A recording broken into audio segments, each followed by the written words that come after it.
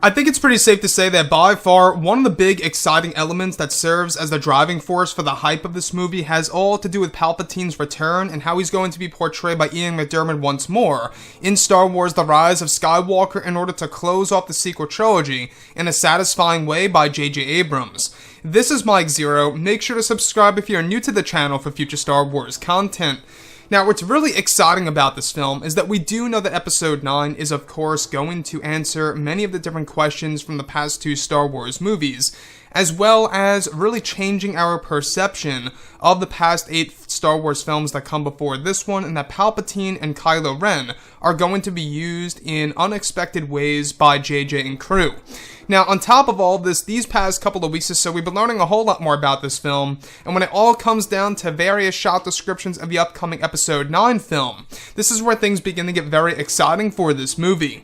Now, specifically, shot descriptions consisting of a sequence where it's explained that both Kylo Ren and Palpatine are said to be inside of Palpatine's throne room, where it's explained that Rey is standing in the background, where Kylo is said to warn Rey to not strike down Palpatine as Palpatine wishes, and was asking Rey to strike him down, in a similar way to when he asked Luke as a way to bring him to the dark side, just as planned with Rey.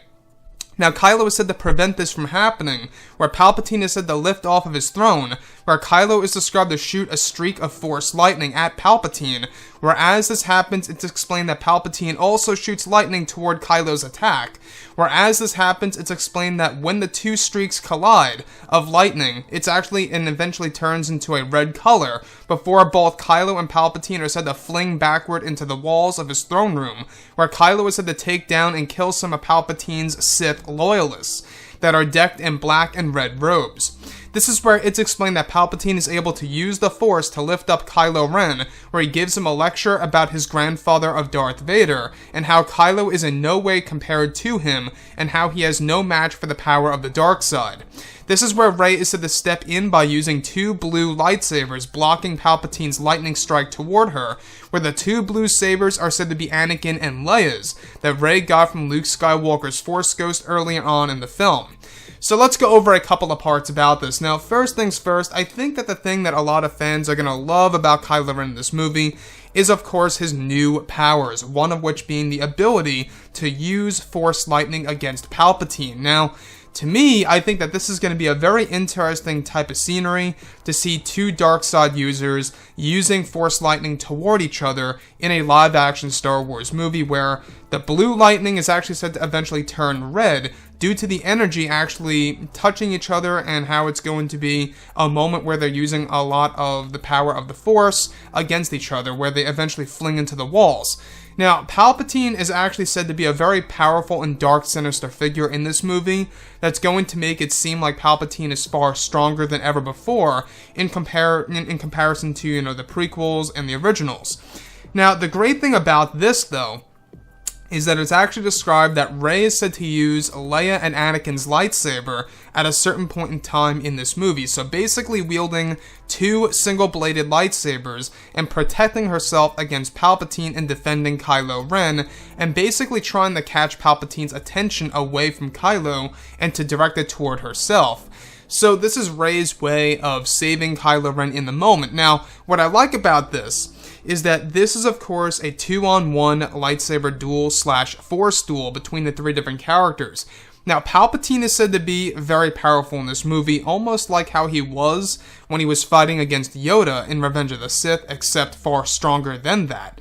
So the fact that J.J. Abrams wants to include Palpatine in such a powerful way, I think is really going to be the highlight of the movie, I will admit that I really do believe that the fight between Palpatine, Rey, and Kylo Ren, without a doubt, is going to be the highlight of this movie. That's the thing that most people are looking forward to seeing in The Rise of Skywalker from anything else, from what it seems.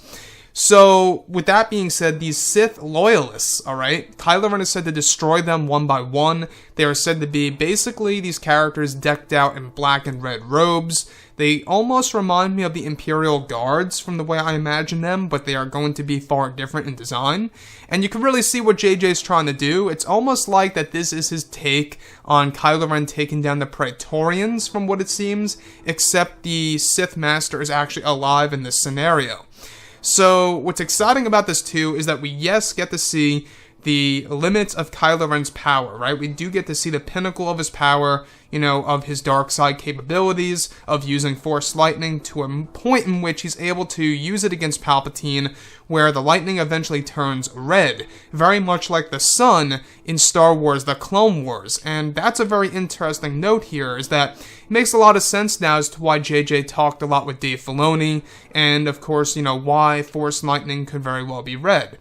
Now, this particular scene is all said to be based in the third act, so keep that in mind. Anyways, guys, drop a comment below. Let me know what you think about all of this in the comments, and if you guys did enjoy the content for today, do make sure to drop a thumbs up on this video to support the channel. I thank you all so very much for the kind support, and I'll catch you guys next time.